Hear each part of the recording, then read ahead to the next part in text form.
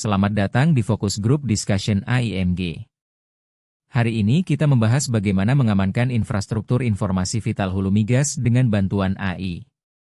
Saya ingin menegaskan sejak awal, ini bukan sekadar memakai AI untuk keamanan siber, melainkan bagaimana kita membangun ketahanan IIV secara bertahap, tetap terkendali, sadar TI dan TO, serta dapat diaudit.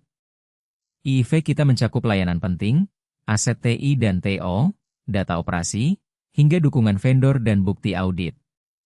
Karena itu, sepanjang sesi ini AI kita posisikan sebagai penguat deteksi, triase, pengayaan informasi, dan dokumentasi, bukan pengambil keputusan tunggal. Akuntabilitas tetap ada di tangan manusia. Mari kita mulai. Di salindia ini saya ingin kita menyamakan tujuan sesi pembukaan. Ada 4 hal yang ingin kita capai bersama. Pertama, menyamakan konteks soal IIV hulu migas, ketahanan siber, dan peran bantuan AI. Kedua, menetapkan prinsip kerja yang berbasis risiko, sadar TI/TO, akuntabel, dan dapat diaudit. Ketiga, menjelaskan tahapan implementasi, dari ruang lingkup hingga operasi agen dan evaluasi berkelanjutan.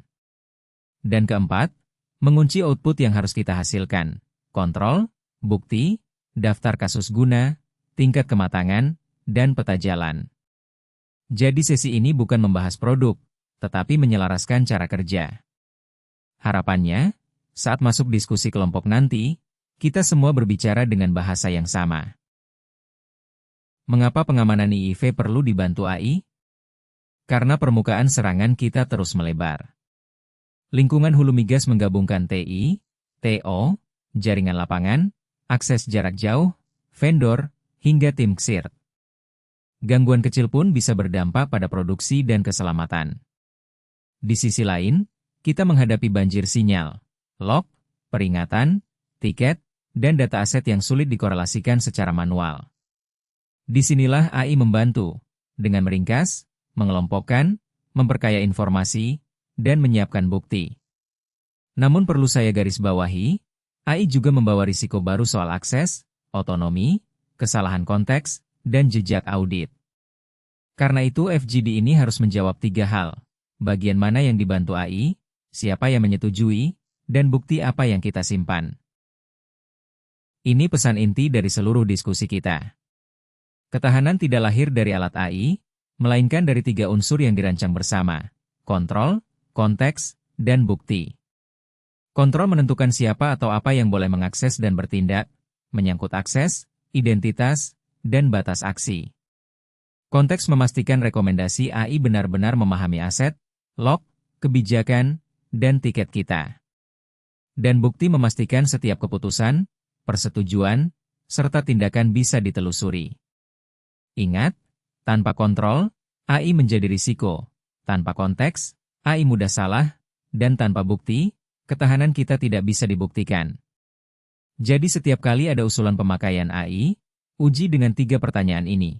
Kontrolnya apa? Konteksnya cukup atau tidak? Dan buktinya dapat diaudit atau tidak? 4 prinsip di slide ini adalah pagar kita agar bantuan AI memperkuat, bukan melemahkan, ketahanan. Pertama, berbasis risiko, prioritas selalu mengikuti dampak terhadap layanan kritikal. Kedua, sadar TI dan TO, kontrol tidak boleh mengganggu keselamatan dan keandalan operasi. Ketiga, akuntabel, keputusan penting tetap punya pemilik manusia yang bertanggung jawab. Keempat, dapat diaudit, input, keluaran, validasi, dan tindakan semuanya terekam. Pesan saya sederhana, jangan sampai istilah AI membuat kita melupakan prinsip pengamanan dasar. Keempat prinsip inilah yang akan kita pegang sepanjang diskusi hari ini. Salindia ini memetakan bagaimana AI memperkuat siklus ketahanan IIV kita. Kuncinya, peran AI harus dipetakan ke kemampuan keamanan yang spesifik, bukan diposisikan sebagai alat terpisah. Pada tahap mencegah, AI membantu memprioritaskan risiko dan menemukan celah kontrol. Pada deteksi, AI membantu mengorelasikan sinyal dan anomali. Pada respons, AI membantu triase dan menyusun rancangan tindakan. Pada pemulihan, AI membantu melacak proses dan menarik pelajaran. Dan pada bukti, AI membantu menyusun katalog kontrol dan laporan. Jadi bantuan AI harus terlihat nyata pada kemampuan tertentu. Lebih cepat melihat, lebih tepat merespons, dan lebih rapi membuktikan. Kita masuk ke tahap pertama, menetapkan ruang lingkup IIV dan tata kelola AI. Sebelum bicara model atau agen, kita harus tahu dulu layanan apa yang kritikal, siapa pemiliknya, siapa pengambil keputusan, dan skenario apa yang boleh dibantu AI. Alat kendali utamanya adalah daftar kasus guna AI. Daftar ini mencatat tujuan, pemilik, data, model, tingkat otonomi, risiko, kontrol, metrik, dan status persetujuan. Tanpa daftar seperti ini, AI mudah berubah menjadi praktik bayangan yang sulit diawasi.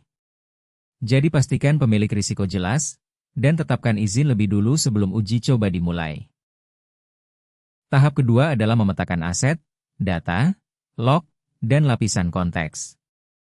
AI keamanan hanya berguna kalau ia memahami hubungan antara layanan kritikal, aset TI dan TO, topologi, dependensi, tiket, log, dan kebijakan.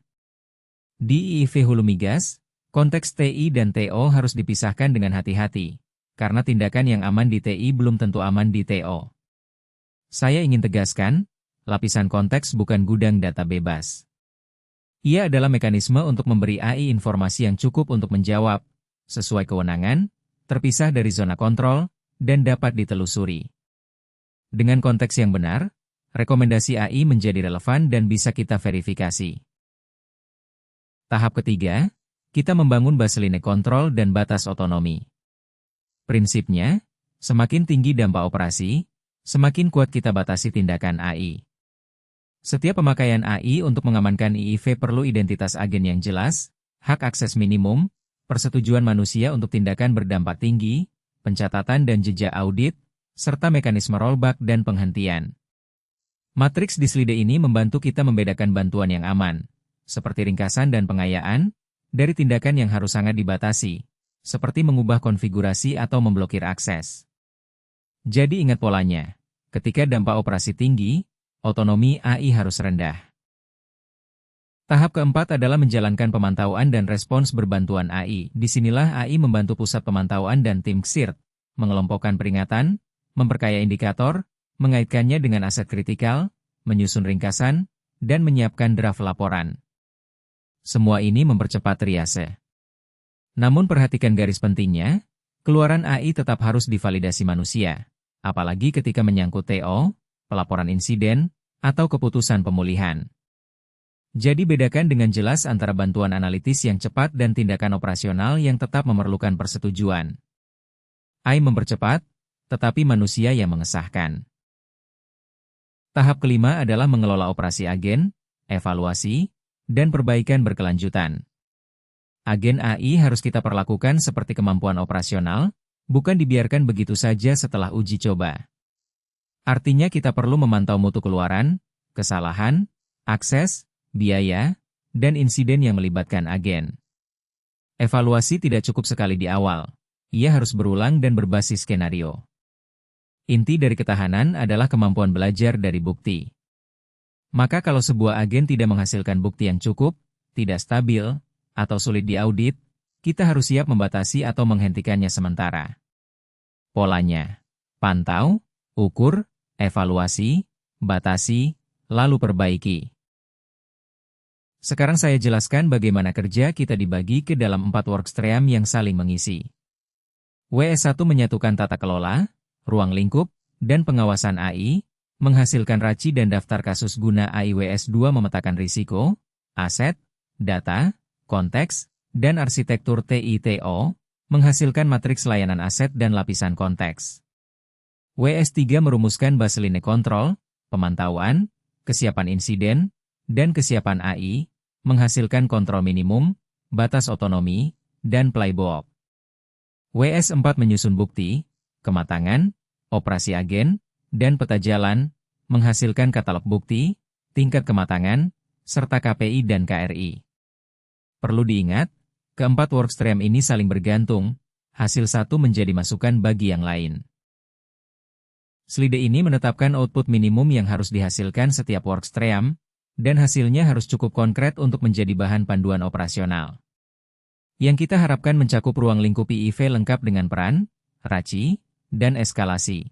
Daftar kasus guna AI dengan tujuan, data, model, otonomi, risiko, dan kontrol, matriks aset data, baseline kontrol untuk akses, monitoring, insiden, dan jejak audit, serta katalog bukti, tingkat kematangan, dan peta jalan 0 sampai 24 bulan.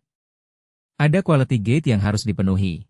Setiap rekomendasi wajib menyebut risiko, pemilik, batas AI, bukti, prioritas, dan langkah berikutnya.